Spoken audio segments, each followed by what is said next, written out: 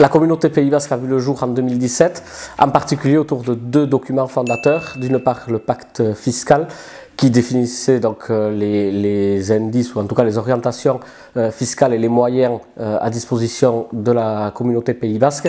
et l'autre document, le pacte de gouvernance, qui lui fixait le fonctionnement et la composition des différentes instances de l'agglomération Pays Basque. Ces deux documents ont une date de péremption, 2020, et il faudra donc voter deux nouveaux pactes pour le prochain mandat 2020-2026.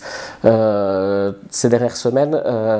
par le biais de nos élus, Etxebai a défendu l'idée que le pacte de gouvernance, en priorité, puisse être défini et adopté le plus vite possible.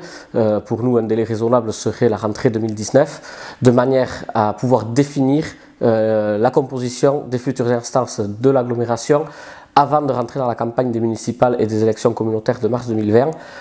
On doit cette expression aux électeurs, de manière à ce qu'ils sachent, avant d'aller choisir leurs représentants à l'agglomération via les municipales de 2020, comment vont être organisées ces instances et qui siégera à quel niveau de l'agglomération.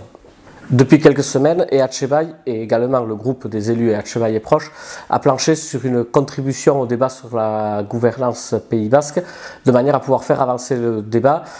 et donner des pistes de réflexion pour pouvoir améliorer le fonctionnement de l'agglomération.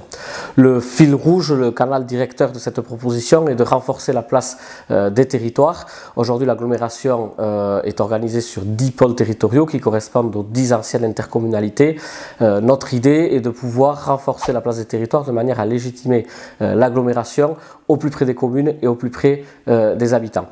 L'idée forte qui ressort de notre travail, c'est de proposer d'élargir le conseil exécutif à 32 membres au lieu des 25 actuels, de manière à avoir d'une part, comme aujourd'hui, des vice-présidents qui se chargent d'une thématique, d'une politique sectorielle, mais qui ne cumulent pas en même temps avec l'animation d'un pôle, puisqu'on a vu dans les faits que sur ces 2 dernières années, ils n'ont pas pu mener à bien les 2 fonctions. Donc en élargissant le conseil exécutif, on permettrait à 10 présidents de pôle ou présidentes de pôle de venir siéger au sein même de l'instance qui gère au quotidien l'agglomération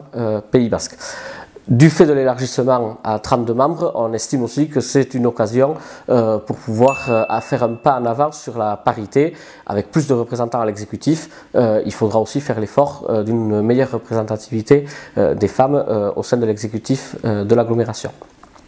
Dans le même état d'esprit, on estime que pour renforcer donc ce fonctionnement des pôles, on pourrait revenir aux anciennes compositions, c'est-à-dire qu'aujourd'hui la plupart des communes, la grande majorité des communes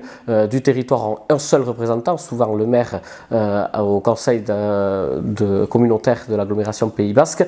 On estime, nous, qu'à partir du moment où on veut renforcer les pôles, on pourrait repartir sur les anciennes compositions, c'est-à-dire avoir plus de conseillers dans les pôles, de manière à plus impliquer les élus au niveau local et renforcer donc ce fonctionnement en ayant des référents thématiques, etc.